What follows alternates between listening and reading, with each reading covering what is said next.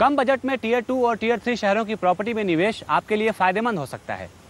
Real estate consultants मानते हैं कि बड़े शहरों के मुकाबले महानगरों के पास बसे छोटे शहरों की प्रॉपर्टी में निवेश फायदेमंद होते हैं। रामेश्वर मिश्रा से जानते हैं कि किन बड़े शहरों के आसपास की प्रॉपर्टी में आप निवेश कर सकते हैं। कुछ महीनों में प्रॉपर्टी की कीमतें घटी है। आगे कहीं प्रॉपर्टी की कीमत न बढ़ जाए, यही सोचकर विजय रावत ने प्रॉपर्टी में निवेश करने को सोचा। दरअसल विजय दिल्ली में प्रॉपर्टी खरीदना चाहते थे और इनका बजट 20 लाख रुपए ही था। काफी छानबीन के बाद भी अनिल को इस बजट में मन मुताबिक मकान नहीं मिला।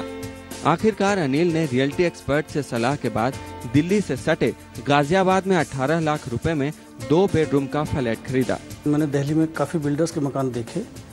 उन सबको देखने के बाद में और सब असिस्ट करने के बाद में मुझे लगा कि वो मेरी रीच से बाहर हैं, मेरे बजट में फिट नहीं हो रहे थे।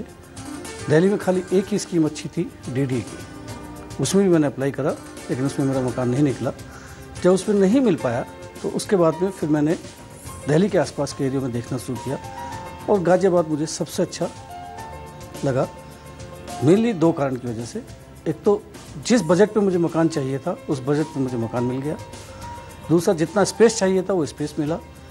एंड जो हाउसिंग प्रोजेक्ट में फैसिलिटीज़ जो मैं देख रहा था उससे मुझे फैसिलिटीज इस प्रोजेक्ट के अंदर मिली। सिटी का जो infrastructure, city as an investment destination काफ़ी इंप्रूव कर रहे हैं वो, और ऊपर से एक बार आपकी सिटी लेवल कनेक्टिविटी आपकी रहे, और जैसे मुंबई से आपकी कनेक्टिविटी है, आपकी दिल्ली के साथ कनेक्टिविटी है, तो as markets grow real estate के ऊपर आपको डिमांड का रीएलोकेशन होता है, री डिस्ट्रीब्यूशन होता है to some extent, depending on business models की किस तरह रियल एस्टेट प्राइसिंग होती है। दरअसल बड़े शहरों के उपनगरीय इलाकों की प्रॉपर्टी में इन दिनों निवेश करने वालों की तादाद लगातार बढ़ रही है। रियल्टी कंसल्टेंट कुशमन एंड वेकफील्ड की एक रिपोर्ट के मुताबिक मेट्रो सिटीज के नजदीक ऐसे ही कुछ इलाके हैं जहां की प्रॉपर्टी में निवेश पर अच्छे रिटर्न की उम्मीद कर सकते हैं। मसलन दिल्ली के नजदीक गुड़गांव और नोएडा में आईटी, आईटीज, बीपीओ, केपीओ और कॉरपोरेट ऑफिसेज के हब हैं। इन इंडस्ट्री में बड़ी संख्या में लोग काम कर रहे हैं, इसीलिए रिहायश के लिहाज से गुड़गांव और नोएडा का आकर्षण बढ़ा है। मुंबई के पास नवी मुंबई और ठाणे भी उभरते उपनगरों की लिस्ट में शामिल है। कोलकाता के पास राजरहाट, गरिया और नरेंद्रपुर लोकेशन के लिहाज से अच्छे निवेश कहे जा सकते हैं। बंगलुरु के व्हाइटफील्ड और आउटर रिंग रोड के इलाके में कमर्शियल डेवलपमेंट तेजी से हो रहा है।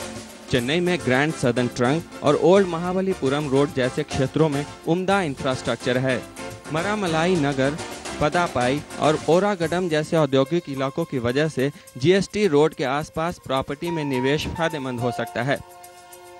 एक रेजिडेंशियल कॉलोनी इस सबर्ब में बन रही है, बहुत अच्छी बात है भाई। आप रह रहे हैं अच्छी जगह, आप रहने के लिए आ रहे हैं शाम को और आप सुकून से रह रहे हैं, आपको कोई हौच पौच नहीं मिल रही, और आप ट्रैवल करके आप सुबह काम करने जा रहे हैं, या आप शॉपिंग करने जा रहे हैं, या आप कुछ भी करने जा रहे हैं, आपको एक कनेक्टिविटी अच्छी मिल रही है तो आप कर रहे हैं।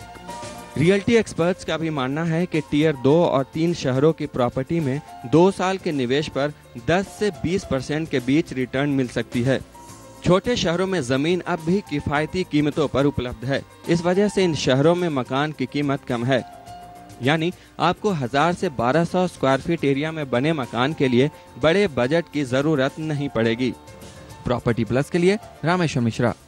प्रॉपर्टी प्लस में आज आपको दिखाएंगे विश्व की टॉप 10 हॉटेस्ट सिटीज में शुमार गाजियाबाद के विकास के बारे में, लेकिन एक छोटे से ब्रेक के बाद। आप देखते रहिए प्रॉपर्टी प्लस।